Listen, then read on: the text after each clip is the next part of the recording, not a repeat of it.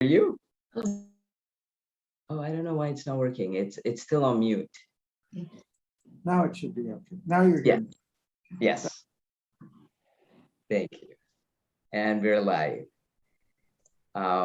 So I just want to start by saying, Garry, we're so thrilled to have you here with us, and thank you so much for your leadership and inspiration to the youth of the world, and for being a precious part of the POP family. We're thrilled to be able to welcome you and welcome everyone to the POP Climate Leadership Conversations, a tribute to our chief mentor.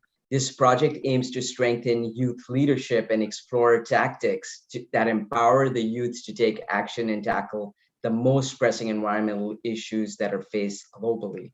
We are conducting a series of conversations on leadership strategies, recommendations, reflections, and examples, each focused on global leadership and a different pressing environmental issue.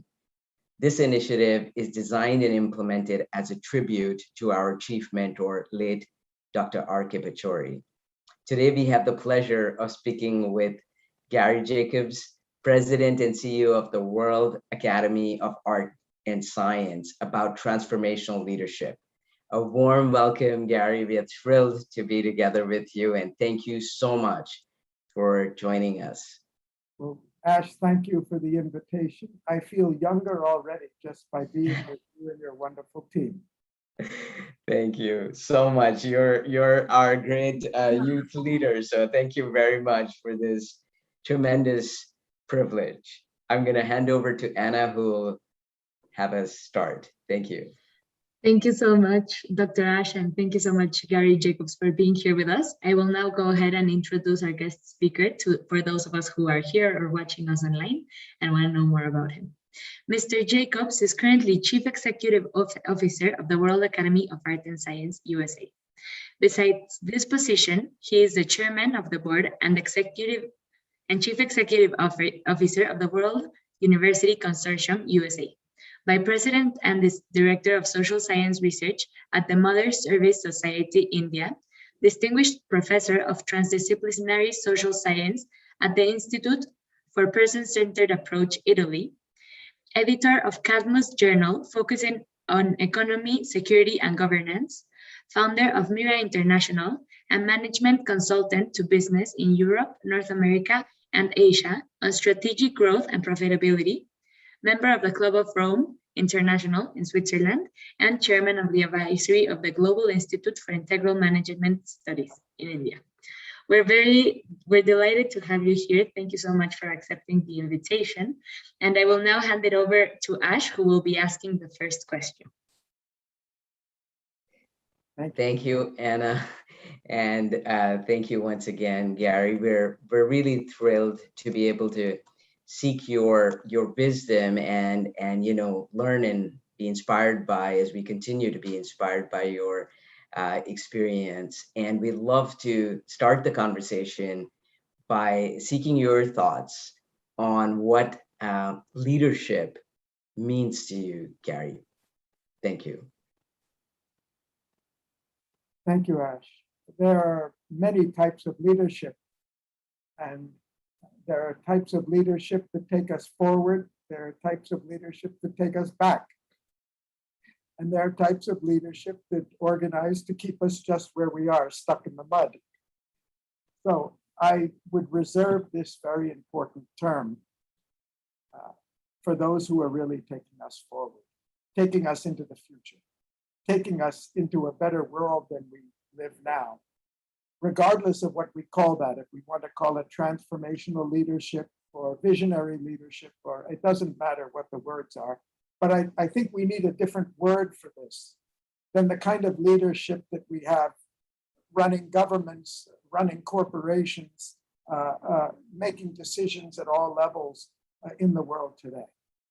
And to me, the essence of that leadership, the kind with the transformational leadership, the essence of it is the capacity to think differently, not just differently, but I'm looking for the right word, to think beyond the present constructs, It's not just to be different, but it's to see beyond the present constructs and the capacity to express aspiration for a better future.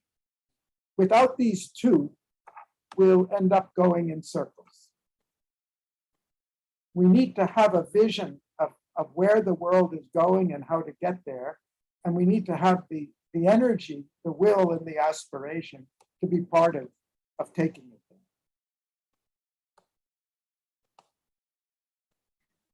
Thank you. I think that you've shared a very important perspective, because we use the term leadership, but where do those people take us and what direction? And Gandhi said too, right? It's the direction that we're taking that counts. And so I think that this is a very, very important point. And, we need to think consciously and be cognizant of the direction that leadership is taking us. Do we want to call that leadership or other forms of leadership? And that advances what is important and that progress. So thank you very much for that very important perspective and for setting the tone for this conversation. Thank you. Ash, if I can add to that, we have a kind of our motto at the World Academy of Art and Science is leadership in thought that leads to action. And it took a long time for us to frame this, because the people who founded the Academy, they were great leaders in themselves. They were scientists and diplomats who knew that we needed a better world and knew that they didn't have all the answers. They knew that it had to start not by running around somewhere and just criticizing what's being done, but to think beyond the present paradigm.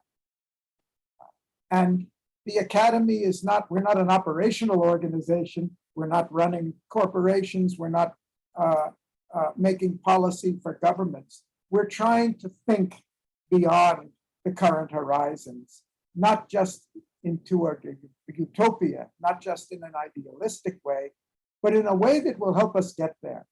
And so the criteria is not only that we've got a vision, but we've got a way to get there, that we understand the steps and the catalysts that will take us to where we want to go, which is what the POP movement is all about, isn't it? Getting us into the future. Thank you. Yes, that's so crucial. It's the catalyst for that progress and advance, and then being able to pursue steps to attain one's, not only the direction, but ultimately the goal. So that's really important, and want to thank the World Academy of Art and Science for its leadership in this area, and for the incredible, very profound thinking that goes into sort of solidify the foundation for the sphere of leadership, and also guide many around the world in this process. So thank you for sharing that, Garry. I appreciate it, really. Thank you so much, Dr. Ash, for that great question, and Mr. Garry Jacobs for the excellent answer. You really made me think about how leadership encompasses such a big thing, right? And there's good and bad leadership, and it's important to make that distinction and really focus on the leadership that moves us forward. I would now like to hand it over to Ivan Ransom, who will be asking our next question. Thank you so much, Anna. And it's a really honor to be here with you, Mr. Garry Jacobs. So my question is, how does the World Academy of Arts and Sciences work to promote leadership, and especially among the youth? Thank you. That's a good question. It may sound ironic, but our first challenge is to lead ourselves before we qualify to lead anybody else. And I've been at an executive position in the Academy for 10 years.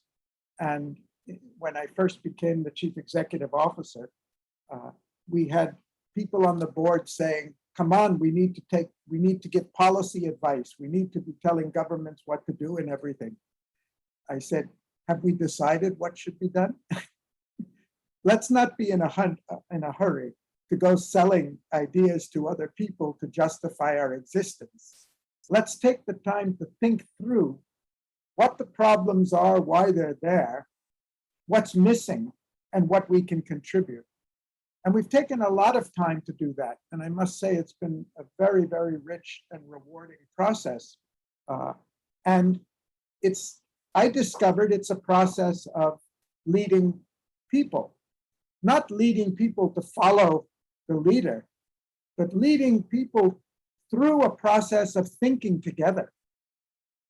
And it's amazing how far we've come in coming to a consensus that was never presented as this is the truth, and now you all have to accept it. But we kept examining the same issues from different perspectives and honoring different perspectives until some kernel of real value emerged out of it. And for me, it's been a learning process because I never tried to do that with top intellectuals, all of whom go out and lead other people and have their own views. How do you create that leadership? And I learned the hard way, by the way, this is a minor confession, that when I was younger, much younger, say 25 years younger anyway, I thought I had great ideas and all I have to do is tell them to other people and they'll recognize how great these ideas were. And I mean, some of the most exciting ideas that I had been working with, when I presented them to a group of senior people, they just completely fell flat. And it took me a lot. I said, what's wrong with these people? Don't they understand how valuable these ideas are? And I learned, personally, it's more important to be able to listen to other people and understand where they are and their perspectives and relate to them from that than it is to tell people, quote, the truth, the answer. I've seen the light and now I want to share it with you. And that's been a real growing experience. Let me just tell you an incident. In December 14th, 2009, I received an email message, 2 sentences long, from a colleague in the academy. And he said, I have a crazy idea. Why don't we set up a working group on new economic theory? My background's in psychology and management consulting. His background is a nuclear physicist. Neither of us are economists, though I have studied some economy and worked in businesses.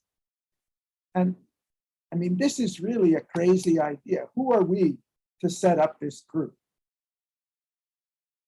And when I talked to a couple of other people, I realized this is a brilliant idea. We set up the group. We founded Cadmus Journal as a result of that.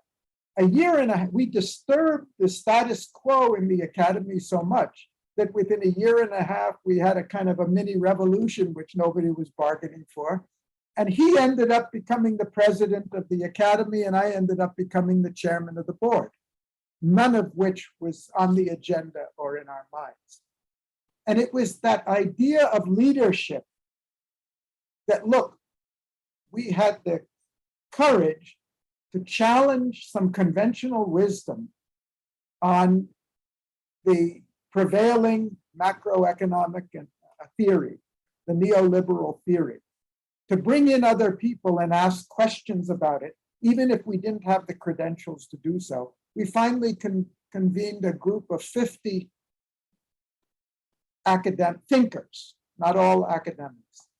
About half of them, almost half of them were economists, and the others came from everything, from law and all the social sciences and otherwise. And we walked through for a period of 5 years. We had international conferences on what's wrong with this theory, what's missing, and how can we build on it and go forward. And through that process, we learned so much. We understood why we're having the problems we're having. And then we felt we have something to say and share with other people. So this was a leadership process for us within the group. It wasn't a conscious initiative. We started thinking out of the box, getting other people to share that, tolerating a wide range of views, and finally coming to the point of asking, how does this theory really tally with reality? What is this theory for? Why do we have economics? What's its purpose? Is the purpose of economy to tell us how to live? Or is the purpose of economy to tell us how we can live a better life for everybody and give us the knowledge to do this? Are we looking for some mechanistic theory that says supply equals demand and this is the price and this is the way you've got to take it? Or does it tell us how to do things constantly better? So I think leadership is very much about being able to ask difficult questions and being open to new solutions for it.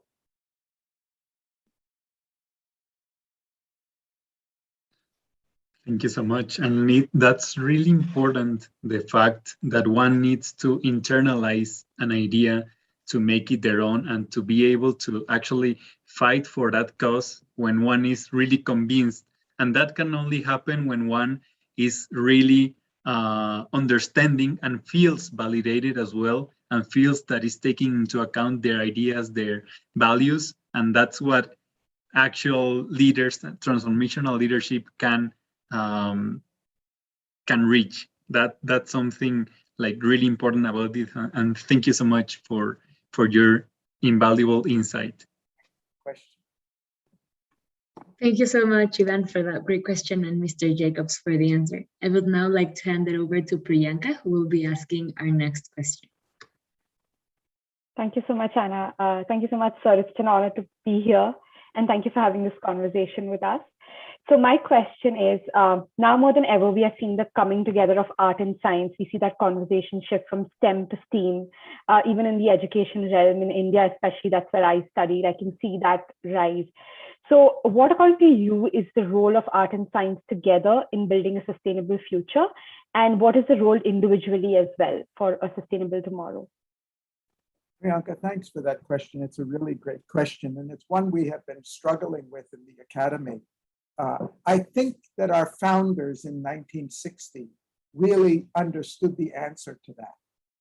But that was 60 years ago. And we had to actually go back and rediscover it. We had to ask ourselves, why did they stick art in there? And why did they put the art before the science? We're mostly scientists. So why the art went before the science in this?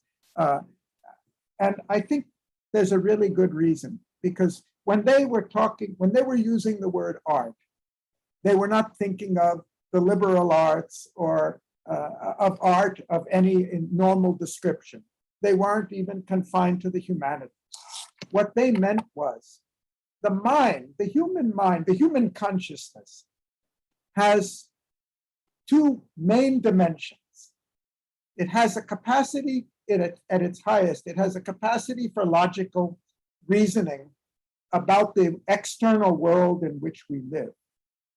And it has a capacity, you can call it an emotive capacity or an intuitive capacity, I don't care, or an aesthetic capacity to grasp realities that are not objective, that are not measurable, that are not quantifiable, that are not mechanistic, that are not materialistic.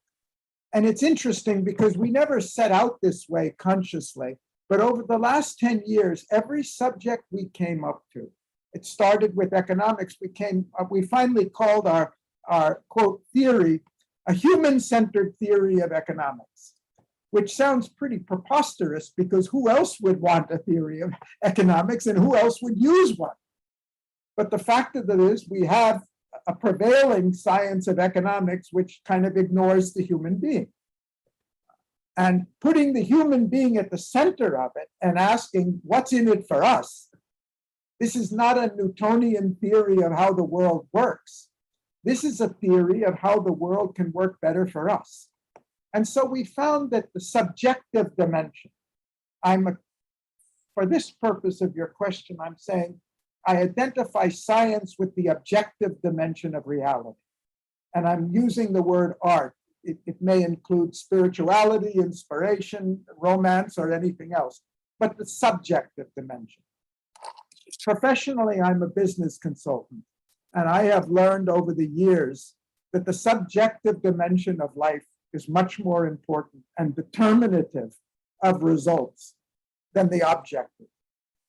And when you start studying companies from the balance sheet and looking at the financial statement or looking at their assets or simply looking at their numbers, you'll never get to the reality of what a business is about. I wrote a book 35 years ago, and we went into some 20 top companies to prepare for it. The first company we went into was Intel. And the first person we interviewed was the chief financial officer. And I confess now, I didn't tell him, I wasn't too excited about talking to a financial officer because I was trying to get to something a little more dynamic than balance sheets. And I asked him a question: what makes the difference at Intel? What makes you so successful? Not you personally, you, the company. He says it's the energy here. The energy. The energy. And when we wrote the book, the first chapter of the book, we wrote about corporate energy and human energy.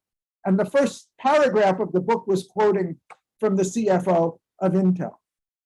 And when I started lecturing to CEOs, running training executive programs for founders, entrepreneurs, and CEOs, I would always start with the fact that the success of a business depends on your capacity to release, generate, release, direct, and transform human energy into results of high performance. This is the key to human development. And I've talked to, I don't know how many, more than 1,000 CEOs and senior executives. And one day, a man came up from the audience and introduced himself. He was a teacher in an MBA course at one of the Ivy League colleges. And he said, "Is the sense about energy? That's not a concept in management." And I said, it's really interesting that you say that and ask that, because I've talked to more than 1,000 business executives, and you're the first one who's ever asked, who's questioned it. Because every leader knows it intuitively. Whether you're the leader of a sales force or the leader of a championship basketball team or the leader of a military force, you know intuitively that the capacity to release the energy of people, to raise that energy level, to direct that energy, to channel that energy effectively, not in waste and dissipation, but for a point, is really the critical task of leadership. It's the process of leadership. And I'm not blaming the professor. It's our system. Our system has taught us that knowledge is objective, that knowledge is quantifiable, measurable, sensory, perceptible. Whereas the real driving force that makes us different is that we've got something inside. And the capacity for somebody to awaken that in himself and awaken that in other people, to me, that's the key for transformational leadership. That's what I meant when I said aspiration. Aspiration is not a balance sheet, of what money you've got and physical assets you have. It's your capacity to bring out the best in people and make them aspire for more and believe they can do more. And it's funny, after we wrote the book, about 5 years later, I was reading Tolstoy's War and Peace. And he's got a line in there that it's about the war between Russia and France at that time against Napoleon, where he says the really key determinant of a battle is not how many soldiers you have or your armaments or even your positioning. The real key is the spirit of the army. And 5 years after I read that, I found out it was actually a quote from Napoleon. Napoleon understood this. The real thing that makes you great is not the great strategist. It's the great inspirer. Thank you so much for that answer. And I'll hand it back to you. Thank you so much, Priyanka, for that great question. And the answer was so amazing and so complete. And I really liked how many examples it took. And it really made me understand the vision and work of the World Academy of Art and Science much better. Because now I realized by art, you mean to also to this human aspect and to what makes every person unique. Now I would like to hand it over to Michelle Whitting, who will be asking the next question. Thank you, Anna, for organizing and facilitating this conversation. And thank you, Mr. Jacobs, for being here and sharing your experiences and perspectives with us. We all really appreciate it. My questions are, how can we work together to ensure equitable development? And then what role do you think the youth play in achieving this? Well, thank you, Michelle. They're really great questions, and I wish I knew all the answers for those too. I'd like to say two things about it. I'm the 60s generation. That doesn't mean I was born in the 60s for sure. I'm just the baby boomer generation right after World War II. But I grew up. I reached the age of 20 at UC Berkeley in Northern California in the mid-60s, when my generation was asking lots of questions about why things are the way they are and whether they should be the way they are. Ironically, it started with why shouldn't the graduate students be telling about the syllabus at the university, which was a shock at the most progressive university in America. The administration could not believe that students were telling them that they thought that they should have a voice in the administration.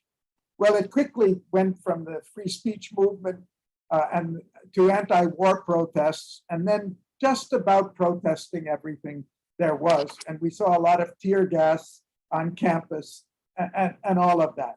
And I lived through all of that pretty much, I won't say unharmed, almost untouched.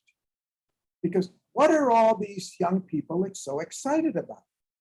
And why are they so passionate about it? Lucky or unlucky, I came from an upper middle class family that was pretty happy with life as it was. And I was surrounded by young people who weren't content with life as it was. And that was a great gift for me, because it took about 5 years for the atmosphere to sink in and to start making me think and feel for myself and break the conditioning that I had grown up with without even knowing I had been conditioned, without even knowing that I was thinking according to my parents' generation and all. And when I see the youth today, it's a long generational gap between me and the young people today. I think you're very lucky to be in the generation. I'm very proud to have been in the generation of the 60s, because through all the clashes and confrontation and challenging establishment and rebelling, we rebelled against everything, but finally most everybody went back to doing what their parents had been doing. I ended up being one of the exceptions to that. I dropped out of medical school twice, and I went over to India in search of spiritual enlightenment. So I guess I had breathed in too much of the air at Berkeley without even knowing it. But we didn't have the answers. We had the questions, and we were rebelling. I think today, the generation today, you're the most networked generation. I mean, human-related generation in history. There's never been a generation of young people who were so connected, so exposed to the world around them. When I visited the Soviet Union for the first time, and it was still the Soviet Union in 1989, and I met the people there, I was in deep culture shock. My deep culture shock was not because that these people were so different that I couldn't adapt to them. These people were so different than I had grown up being told they were. I thought they were being taught propaganda, about us, but I didn't realize I grew up with so many stereotypes and propaganda. These people are human beings. They're full of emotion. They're full of feelings. They're full of aspirations. They're lovely people. Why didn't anybody ever tell me that? Just because they were on the other side of the Iron Curtain. It was a real culture shock in my life when it happened. So today, you watch, youth today. I call her my god-granddaughter. She's a now just turned 21-year-old South Indian named Pooja. And she watches the Japanese anime. She's watching the Korean soaps. She's listening to music from all over the world. When I take her around, I've taken her around to conferences in different countries. She's done a lot of travel with me. She adapts to people anywhere. For us, it was a much, much more. You are really connected, and you are more exposed. You're less conditioned. I don't say anybody's deconditioned because this is the human, but you're much freer from the conditioning than we were. And when we look back at my parents' generation, we thought they were all living in a box. They were really lost. But I realized we were lost also compared. So I think you are our hope for the future, not to put the burden of responsibility on, it's only on the youth. That's not fair, and that's not what I mean. I think you really are our hope for the future. You're born in a different atmosphere, in a different consciousness that tears down a lot of the barriers, the stereotypes, the superstitions, the obstacles, the prejudices that take decades. You see in America that we're still trying to outgrow prejudices from 150 to 200 years ago. Come on. Enough is enough. Huh? It's time to move on. So to be born free, even relatively free, is a great godsend gift. And I think that's really important to understand that. My feeling for the youth is, and maybe I'm prejudiced by my own generation, I think we are more conscious of our problems than ever before. I've come up with, from my study of India, because I spent many years studying Indian development and trying to figure out how India could jumpstart its development and everything. And one of the things that shocked me was that I came here in '71 when things were really pretty backward for most people. And I found the younger people, the younger generations, were constantly complaining.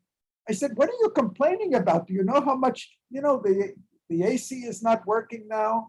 The power sometimes goes off. I said, I remember times when the power sometimes came on. And you're talking about sometimes it goes off. I remember a time when in Delhi, we went in Delhi to meet the finance minister, and we called the finance minister's office about 30 times simply to get through on the line, because it was like making an international call. And at that time, calling the US, it took 3 days. You want to call the US, you book a call and wait. Please wait, we'll call you back within 72 hours. And after they call you back, they'll say, okay, 3 minutes is over, are you finished? I said, don't hang up. We've been waiting for 72 hours. Wait, don't hang up. But I found the youth were not aware of how much it changed. But they had a lot of things that they weren't satisfied with. And I came up with from my own formulation, that the faster our development takes place, and the more it takes place, the more we tend to look forward with expectation rather than backward with gratitude. The less our parents used to always tell us, be grateful for what you have, because there are people in India who don't have it. That's how I grew up, in everything. The more we become conscious of what more there is waiting for us, the less we are focused on the past. And I don't say we shouldn't be grateful for the past. I think gratitude's really important. But let's say the less we're aware of how far we've come. And so that creates a tendency, and that was the challenge of the 60s, because we were the first generation to speak out. We were speaking about everything that's wrong. When you're frustrated, when you're angry, and when you feel helpless, you shout. But when you know what's right and you know what should be done, instead of wasting your energy in frustration and disillusionment and complaining and judging everybody else, we judged everybody, the pigs and everybody else, the government, everybody was wrong. Instead of judging the other human beings, we ask, how can we do it better and take it forward? And I think that's the key for the next generation. I saw the power of youth in my generation. Unprecedented power in the history of the United States, the power of youth to change things. The environmental movement was not created by government. It wasn't even created by scientists. It was created by young people in California and said, why are you throwing this plastic on the ground? And why are you wasting all of this water? And how this terrible smog in LA, we can't even breathe. We can't even exercise. It's so bad. We got to do something. It was the youth that created the pressure, the awareness, the demand, went home and told their parents, why are you smoking? And why are you drinking? And all of this that changed things. It came to the government much later. It wasn't from the top down. It was from the bottom up. So I think you already know this, and that's what POP movement is all about, right? And Fridays for the Future and the others. I think you already know this. I'm only saying I think you're on the right track. You're on the right track to look forward positively on how we can do this better. And, if you look back in history, and I've spent a lot of my life educating myself about history, we tend to romanticize it, idealize it, and, say, oh, things were a lot better then. It's very hard to find a time in the past where people were a lot better than they are now, or people are a lot more civilized than they are now, or the real values in life are better than they are now. The point now is we've lost our tolerance for what we used to accept as the status quo. I've seen it in India over 50 years, and I've seen it at the global level. Just to give you an example, 1776, Declaration of Independence. Our founding fathers, the great idealists who we cherish to this day, all men are endowed with certain inalienable rights, life, liberty, the pursuit of happiness. And they were very careful, of course, they said all men. They didn't include women. And by men, they really had something very specific in mind. They meant white, Caucasian, North European, particularly English speaking, most especially at that time Protestant, not even Catholic. Those are the men. And of course, most important, property owners. When the US Constitution was written and founded in the first elections, there was probably only 5% of the population that was eligible to vote. I mean, the adults, 5% of the adults. And it took how long? It took 80 years to fight a civil war to say what this was there in the Constitution, what's there even in the Declaration of Independence applies to people of a different race.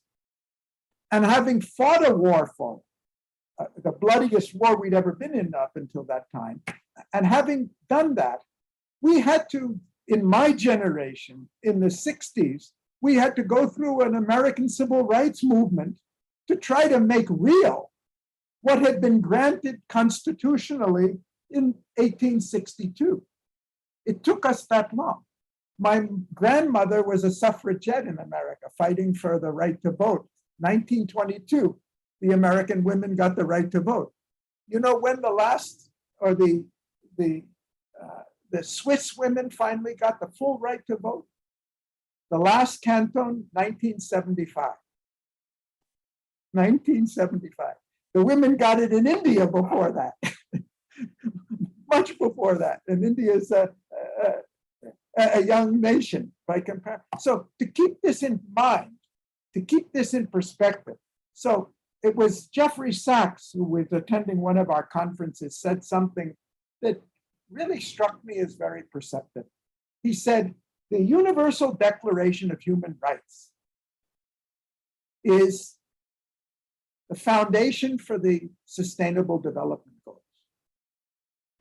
Now, I happen to have studied the history of the founding of the UN and the Declaration of Human Rights, and I know that when it was drawn up, it was an idealistic set of principles with no legal backing.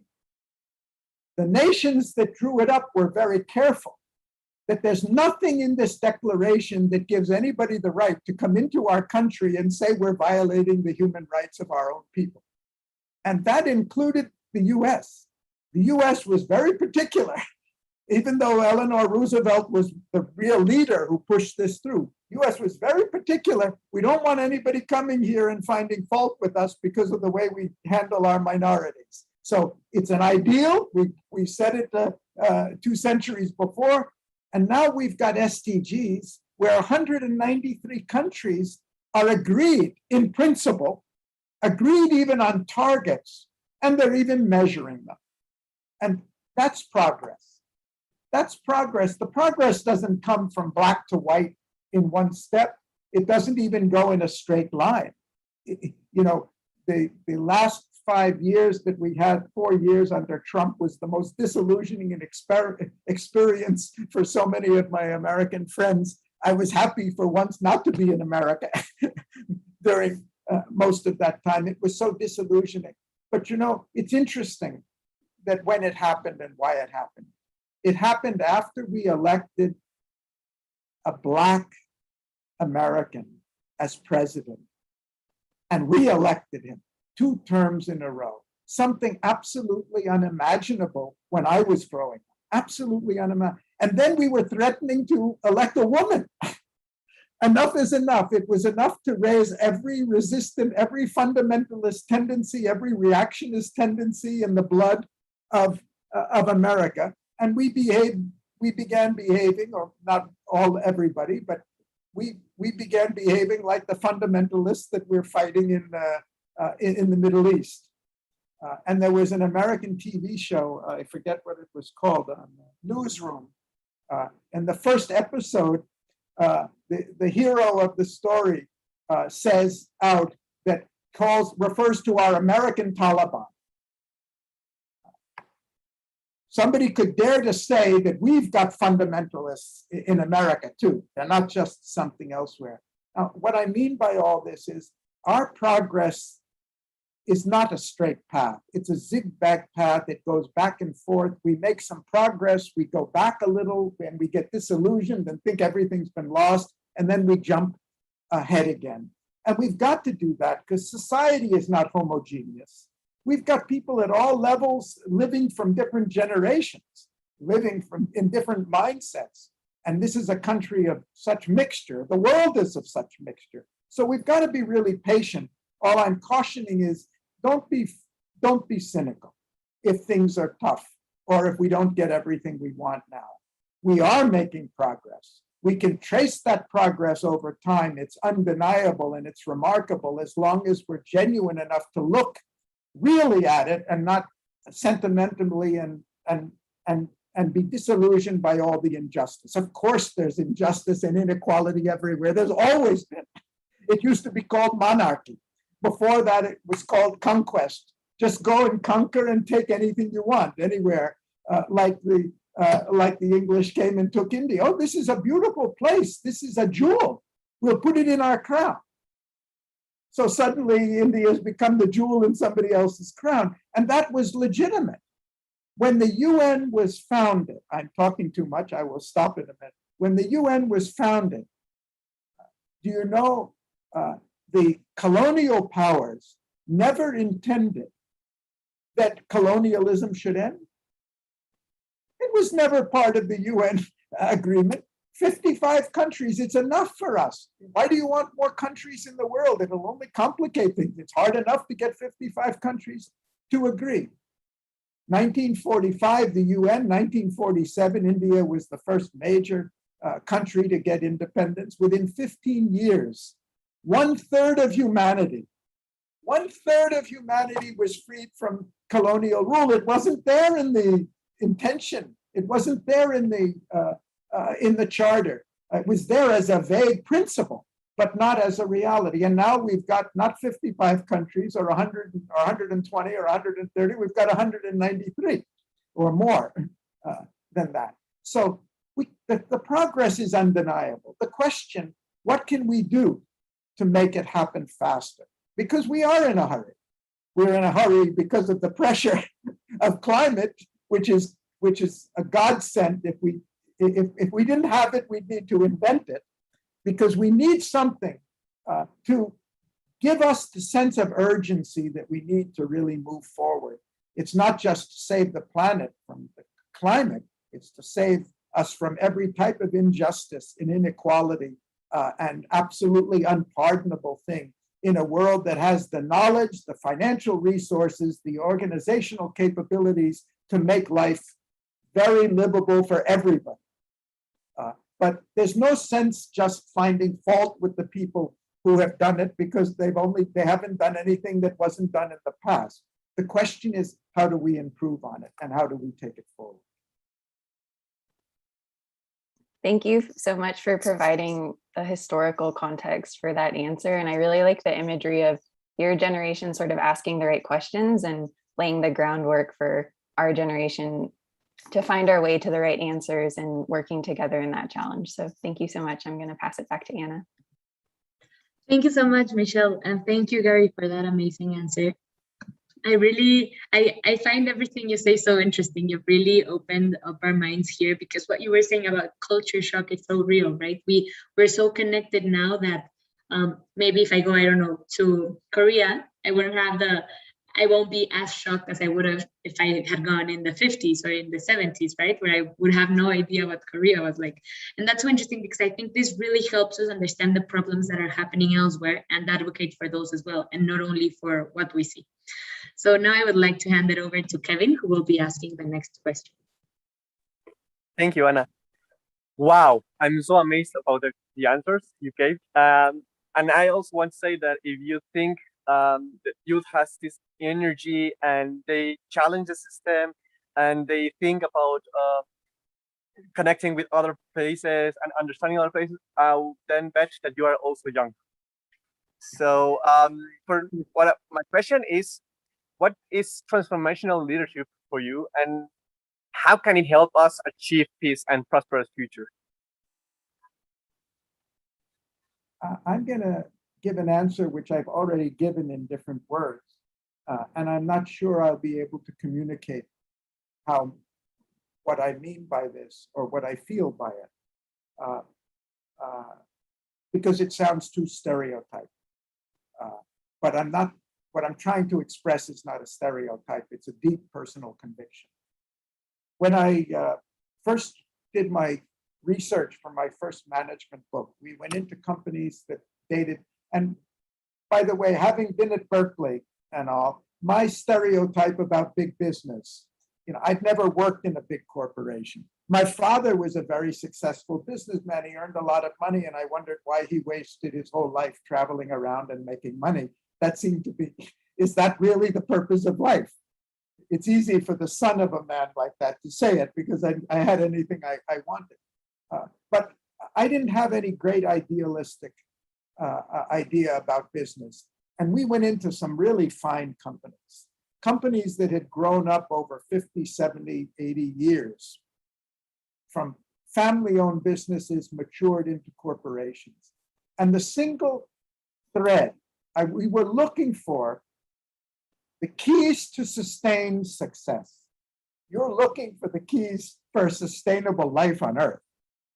We were looking for the keys for sustained success. And there were several of them, but the two that that impressed me most. Those that really did it, they were in tune with what the society needed. They weren't just here to take from the society. They were in tune with social needs, and they lived them to give for those needs. I can give you a few examples. We went into Sears Roebuck at the time when it was the largest retailer in the world. It was founded in the 1890s by a station master.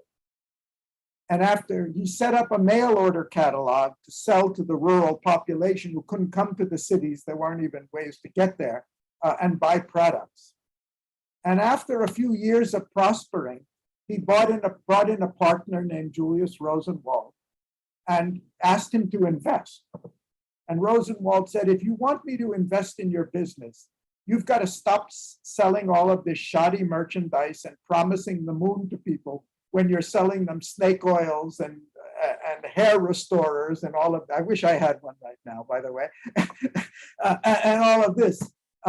And he said, I will invest in your company under one condition, that you write on the top of your catalog, satisfaction guaranteed or your money back.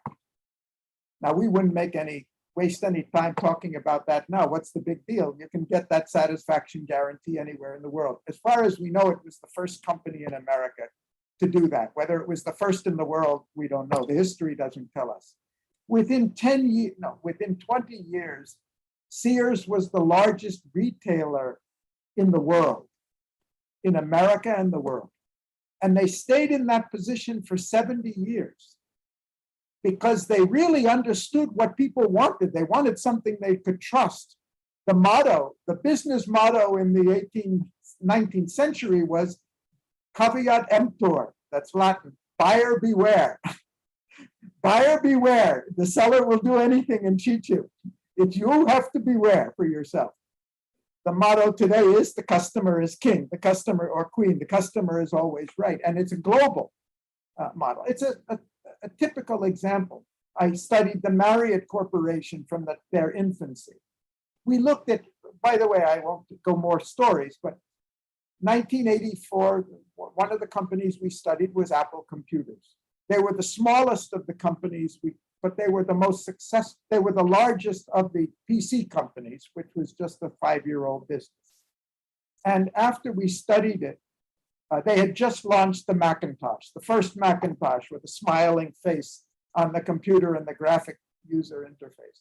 And my co-author asked me, now we've been into some great companies like IBM and Marriott, DuPont, big top companies and everything. For the future, which one would you invest in? I didn't have any money to invest, so it was purely a theoretical question. I said, if I had to invest for the future, I'd do it in Apple. Apple? Why on earth would you do that?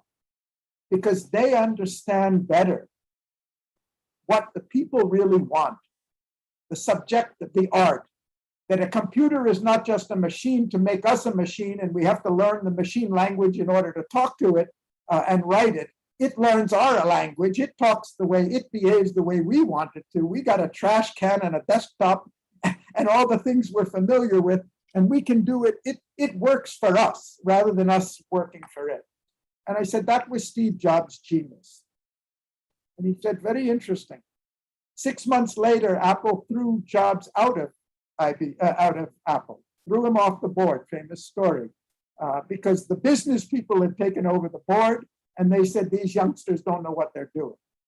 And my co-author called me up on the phone with a kind of sense of satisfaction. He said, you still want to keep your investment in Apple for the future? I kept quiet because I had no answer. 10 years later, Jobs came back to Apple. 10 years later, and when he came back to Apple, the financial press and the business press approached Michael Dell, who at that time was the founder, owner of the most successful, largest PC company in the world. He had built it from scratch from his days in college. And they asked Michael, what's your advice to Steve Jobs now that he's back at Apple? And Dell said, my advice to Jobs is that he liquidates the company and returns all the money to the shareholders. Really? Yes, Apple doesn't have a prayer in the world. Apple's market share has already fallen from 15% to 5%, and there's no way it can keep up. And he delineated all the very rational, objective, scientific reasons why Apple was doomed to failure. And Jobs went in about 12 years, made it the most valuable company in the history of the world. And he did that because he understood the society. He understood what people aspired for better than others. I said I had two, but I may be running out of time. So I'll do it quickly. When I said that it may sound like a stereotype, what I found in these companies that really surprised me was these companies not only were really tuned and committed to meeting social needs, but they were really committed to values. Not the values that you put on the advertisements or on the board at the boardroom wall, or you tell your employees that, you know, we're here for excellence in everything. I mean, really fanatically committed to values. And just a quick story, DuPont Chemicals was founded in around 1800 by a French aristocrat who was running away from the French Revolution to save his head. And he lost all his property and his wealth coming to America. The only thing he had of any value was a formula for gunpowder. And so he started a gunpowder manufacturing plant, and there was a lot of use for gunpowder in America, even in those days. And the problem with gunpowder is it had a nasty habit of blowing up when you were making it in the mills. And DuPont, an aristocrat, said, the DuPont family has to live next to the gunpowder mill, where all of the employees are living also.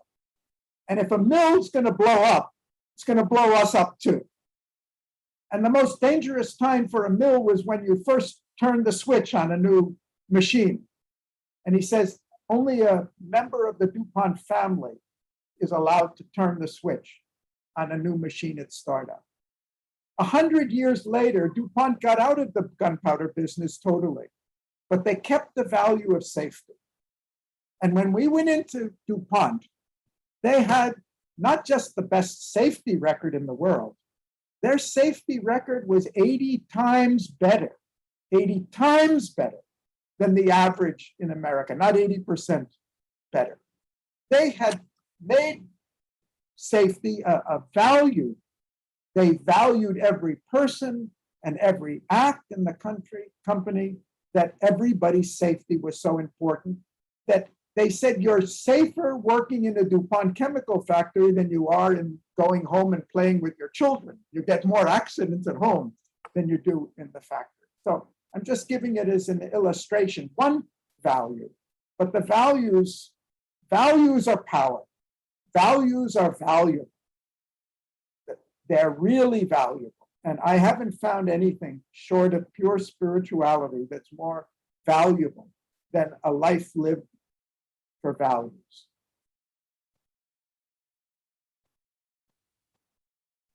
Wow, thank you very much. Yes, I think indeed, transformational leadership is knowing the society and practicing values. So, wow, it's amazing the answer, and also how you say with showing cases such as Steve Jobs or DuPont. Thank you very much. I'll pass it again to Anna. Thank you so much, Kevin. And thank you so much, Mr. Jacobs, for that amazing answer. I know we are running a little bit behind. We have one more question from Ale, but I'm wondering if it's okay with you to go over a bit about 5 minutes, or if you would prefer to go directly to conclusions. You're talking to me? Yes, I don't know if you have, would it be okay if we keep going? Anna, I knew you were feeling a little uncomfortable at the time. That's why I stopped. I thought you were. No. I just don't want to inconvenience you. Don't worry about it. Okay, perfect. That's great news. So now we will go over to Ale, who will be asking the next question. Hello, Harriet. Thank you so much for allowing us to hear you. Thank you so much for the opportunity. It has been fantastic. Well, my question is, how can the youth apply transformational leadership in their environmental projects to take them further? Great question. When I go into a company as a consultant, the first thing I do, I don't ask for the balance sheets. I don't ask for the data and the statistics. I look at the people and I talk to the people. And I have found in the first 20 hours or the first day in a company, I have a better idea of what the future of this company is than I'm going to get by studying all of the records. Because it shows in the atmosphere. You can feel it living in the atmosphere. So I'm going to go back to what I said earlier at the beginning of this and just try to maybe build on it a little. I think the best type of leadership is the leadership that tries to lead human energy. Lead other people, not to where we want them to go, but to where they want to go. And the capacity to release that, to awaken that energy, to awaken that aspiration, to give them that hope, to give them that confidence, to help them frame a direction. And if it's a group of people, then to frame a common direction, a shared direction that we can all buy into. And then a word that I haven't mentioned, a word that I grew up thinking was a kind of a nasty word in the 60s, organization. Organization is really a standing miracle. Without organization, we couldn't be talking today. We couldn't be doing what we're doing. POP movement could not be a movement without it.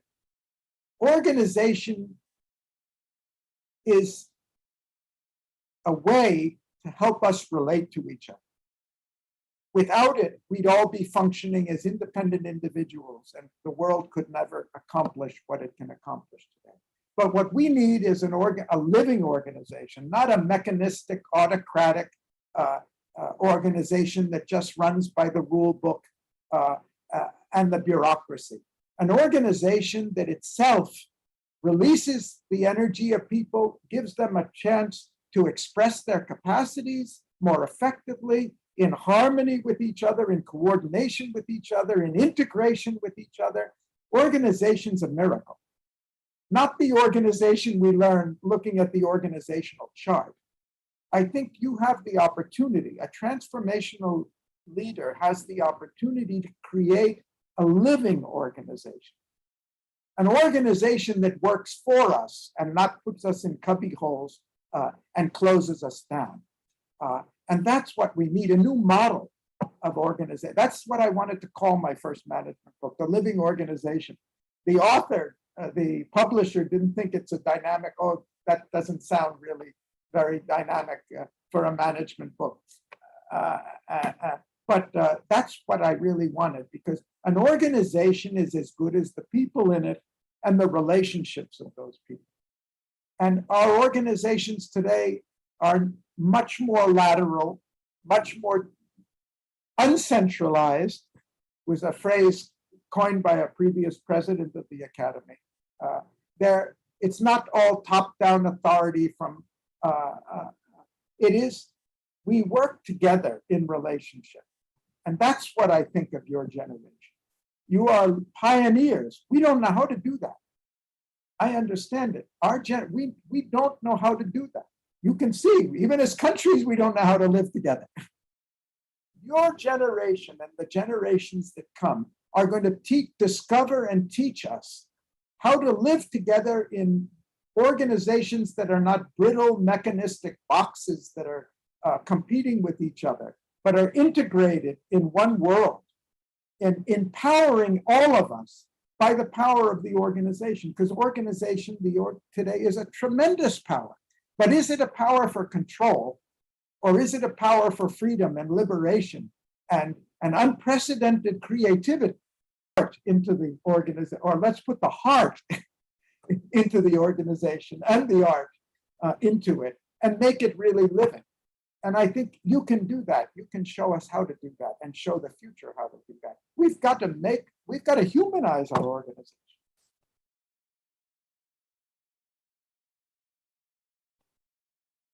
That's a challenge. Thank you so much. Go ahead, Ali. I want to say thank you for sharing with us the wisdom you learned over these years. It was amazing to hear from you. I mean, just thank you so much for taking the time for us and as well. Thank you. I have equally as much to thank you. I have enjoyed every minute of it and benefited. Thank you so much. It's been really a wonderful conversation. I think I speak for everyone here when I say that I've learned a lot from this past hour, really, and how you've used examples from different countries and different times in history and everything has really helped us grasp the ideas even better. So thank you so much for your time and for the amazing answers you've given us, and you've truly inspired us. And now I would like to hand it over to Dr. Ash, who will help us conclude the session. I just want to echo that. I'm gonna say wow is the word, because it's been just absolutely. I mean, if we didn't have the 1 hour mark, I think we could have gone on. This has been just absolutely incredible, and to not only have the good fortune of learning from your experience and your wisdom, it's been every story and narrative that is brought to life, everything you've shared, in a way that is etched in our minds and our hearts as we listen to you. And I just want to thank you, for sharing the importance of humanizing the experience from the point of view of management and leadership, in your experience of the importance of energy and inspiration. And this has been absolutely brilliant. We've thoroughly enjoyed every single minute. And I think you've talked about organization too. I mean, I think that's so important, that we also remain aware of all of these very, very important elements of transformation, touching people's lives, bringing love and nurturing into the work that we do, and keep moving forward as we do that, and be able to keep advancing toward that goal and get to it. I think that's a really important thing, because it's one thing to have a vision and to have an idea, and the other is to be able to carry people, to catalyze the action necessary to achieve that vision, and to be able to attain the goals we set out.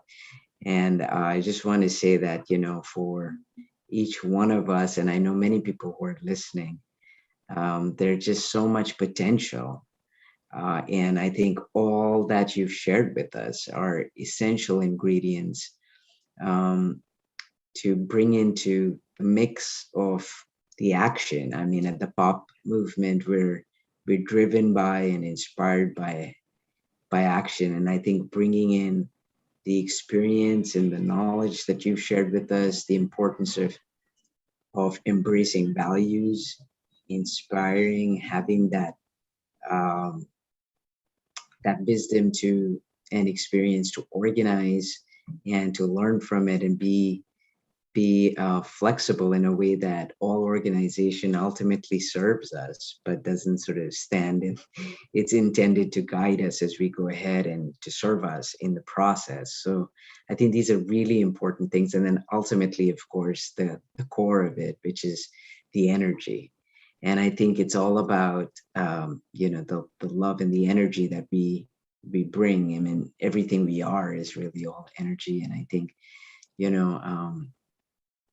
that's really what makes up the world around us. So I hope that the best and most beautiful energy emerges as we collect. And thank you for this. And I want to thank you, Garry, for being such a precious part of our family, and for being a precious part of the the POP movement and the POP family. And we truly feel blessed and grateful for this time together. I honestly feel like we could have, if we didn't have an hour, we would have just gone on. This has been so precious. And thank you for sharing, I mean, your every experience. And all of us want to say that, this ability to learn from your experiences is truly something that we hold very close to our hearts and feel deeply and profoundly grateful for. So thank you once again. And I want to thank each one of the POP family that are here with us, in this room, but also that join us for this conversation. And I just want to, yes. I got as much or more out of this meeting than you did. I got it from all of you. And thank you for inviting You're very me to kind. this opportunity. And I know what you're doing will really make Pachi happy. Thank you. Thank you.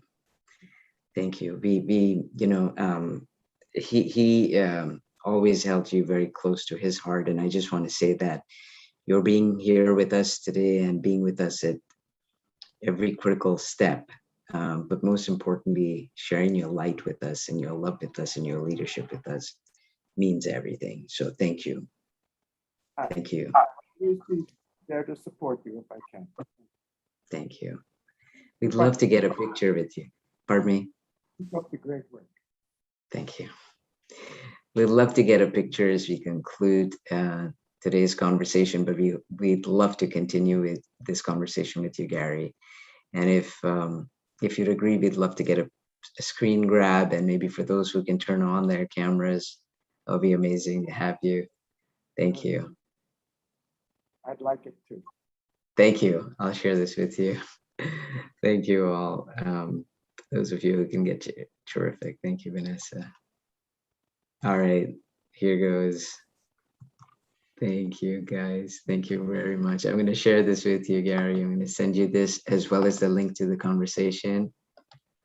And love and gratitude from each one of us. Great meeting you all. Wish you all the best. Thank you. Thank you, Anna. Thank you all. so much for this amazing session. Thank you, Dr. Ash, for bringing us here together, and Mr. Jacobs for all the amazing answers. And thank you to all the youth leaders who accompanied us in the Zoom today, and also to everyone who's watching us on the live stream or the webpage. We're still savoring